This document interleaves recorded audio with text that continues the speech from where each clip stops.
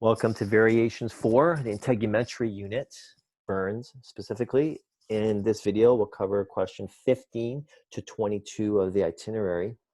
15, an infection prophylaxis, so prevention, for a burn patient. Why are topical AVX used rather than IV antibiotics? So, as explained down here, weeks and weeks of IV antibiotics can make the patient immune, resistant to those antibiotics. Not to mention the havoc it yields on the system. It's hard on the system. It can also cause GI complications. So we don't typically see people getting IV antibiotics prophylactically unless it's in and around surgery. And even then, it's not that long, the antibiotics. So for someone who's got a burn injury, he's going to be weeks and weeks being exposed to infection risk. Giving IV antibiotics would not be a great choice because it's hard on the body, hard on the immune system, and can lead to resistance to those antibiotics. So that wouldn't be the choice. We typically will apply the antibiotics through topical ointments, either impregnated into the dressings or literally put on, for lack of a better term, they're spread on like butter. But they're localized antibiotics just meant to work in and around the region of the wound, kind of like polysporin, but a lot stronger. But that kind of idea. The same way you use polysporin. Then if a systemic, if symptoms of a systemic infection start showing up, and what are those? It could be overall systemic temperature. It could be temperature change. It could be changes in vital signs. Then you're going to want to do like a blood culture, for example, and see is there an infectious agent and an antigen in the bloodstream. Now, in that case, you're definitely moving to IV antibiotics. Okay, question 16. In bathing patients, why are showers preferred to baths? Well, the obvious reason is that cross-contamination. Just not a good idea. You've got a person with a burn. We're assuming if they're in hospital with a burn, there's quite a bit of area of skin that's being lost. And so there's no covering protecting the inner, more delicate parts of the body. And so if they put them in a bathtub, then you're cross-contaminating from one area of the body to a very vulnerable area of the body. That would be the main reason I'd say for this. There's also another one where there could be apparently some electrolyte flows. But I'm not really going to ask you to focus on that too much because I think the main issue is cross-contamination. So there's this interesting here. You can read through this. If you have any questions about this, feel free to ask. It's interesting. I don't think it's the main reason we don't get baths, though. I think this is the main reason. And hypothermia, too, is a good reason. But I think but we still give showers. So this is the main reason.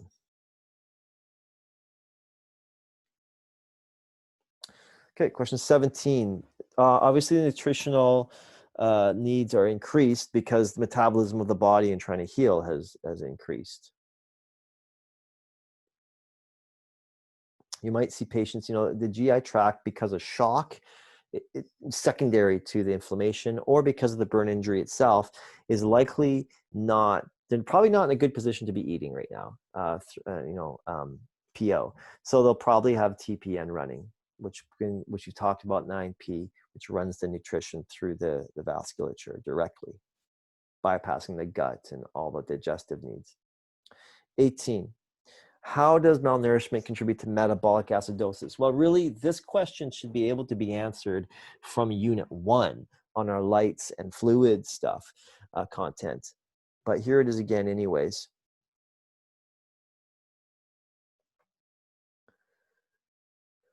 You get the anaerobic metabolism with a byproduct of lactic acid. And this, by the way, these other things here can also lead down to the breakdown of protein, which can cause in lactic acid buildup. That's acidic. Metabolic acidosis. 19, provide a rationale for the map on concept map, page 14. So we had talked about the little head-to-toe diagram for emergent phase. Now we're talking about the head-to-toe diagram for the acute phase, which, as you remember, is the phase where you're waiting for the graft to take or the wound to heal. You're going to find a lot of similarities between the two because, as we said already, there's a lot of overlap. A lot of the points are very self-explanatory. I just want to maybe touch upon one or two of them. Increased blood sugars. This is probably, well, it could be the stress response. It also could be the TPN. As we've talked about in INP, TPN raises blood sugars for a certain degree of time.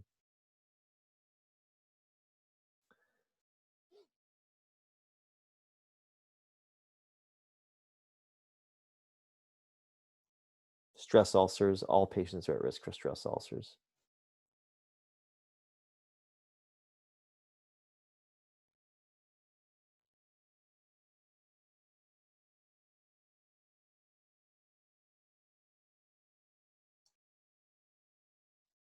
So question 20, how does a nurse know if a new skin graft is adhering successfully to the donor recipient? Another term is taking, like if you say, is the skin graft taking well? Or how did the skin graft take? It's just another way of saying, is it adhering well? Are there signs and symptoms of infection?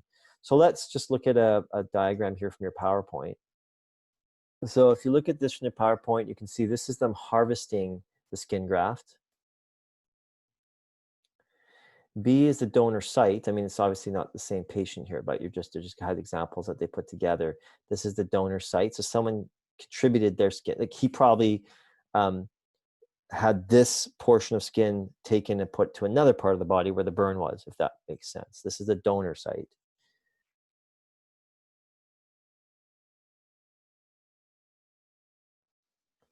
There's a healed donor site here. So it's obviously not the same patient, but you've got healed donor site here. And then this is the graft, someone who had a graft. There it is. They've had the graft. They'll usually have like a tegaderm dressing over top here. And so when you look at this,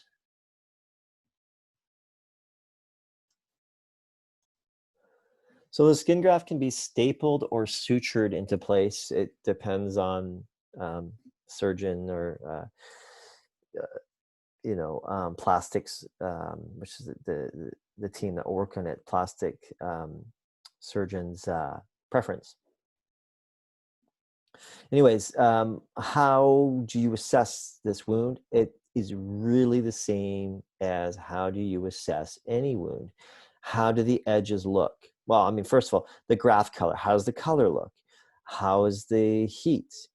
How are the edges? Signs and symptoms of infection? Well approximated. So the list is the same, really, as how you would assess any part of the body or any other wound. One thing to note is, generally speaking, it's a good rule to keep in mind as a default, we nurses do not remove, we don't change dressings for skin grafts.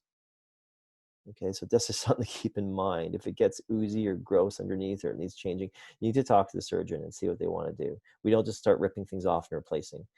Skin grafts are treated very carefully, and usually the surgeon does the dressing changes. And just kind of re-summarizing the answer to this question here, it's right here. And it's really the same way as you would assess any other wound. It should be in here. There's signs and symptoms of infection, question mark.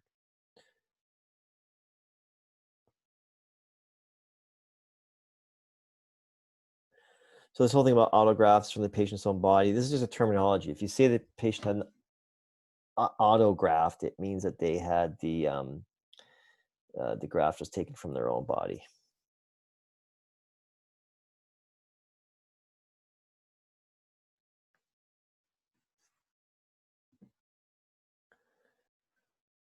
All right, so 21, I mean, it's really just asking, how are contractures formed? Maybe how do we avoid them? So if we look at the bottom of map 15,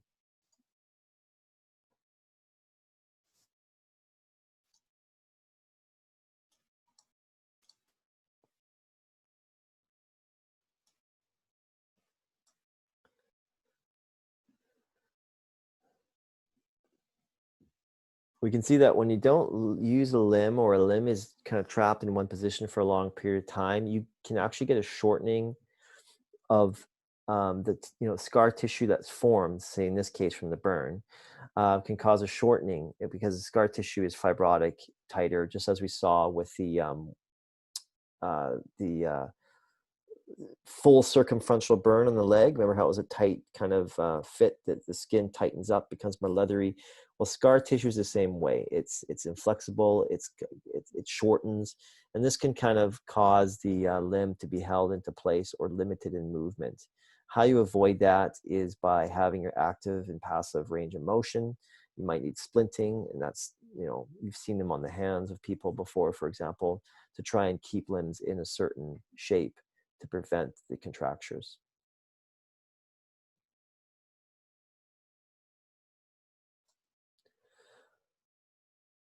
Okay, the final question is really about psychosocial needs, spiritual needs. I mean, spiritual needs in healthcare, meaning, connectedness, meaning and purpose, and why is this happening to me? These types of questions. So, I mean, if you look at your PowerPoint, it's right out of Lewis textbook, the Lewis textbook. You've got some examples of these questions that might be asked by patients or patients' families. And by no means is this the extent of the questions. These are just a few examples. It's either questions that are running through the patient's head, or many times they actually ask them out loud or state them out loud. And, this isn't really a course on therapeutic communication, but I mean, a lot of the times all you can do when these things come up is use your therapeutic communication. The most important thing to do is active listening. That's really the most important thing. And there's nothing wrong with silence. Active listening and then providing a period of silence. Of course, open-ended questions can be good, but not to the point of, annoying your patient when they're trying to share a deep moment. Just kind of maybe one or two questions and listen to what they have to say.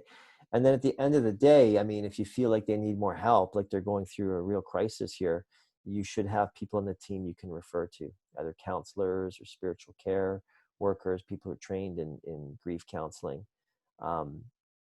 We have referred people not just in burns units, but on even acute medicine or surgery. There's lots of reasons why people have these kind of questions. It's not a part of nursing we've spent a lot of time talking about in this course, because this is really a pathophysiological course, but this is a part of the chapter, and it is a very significant part of the healthcare experience. So at the very minimum, this is something worth keeping in mind and keeping a watch for, especially once you get more comfortable in your role out there.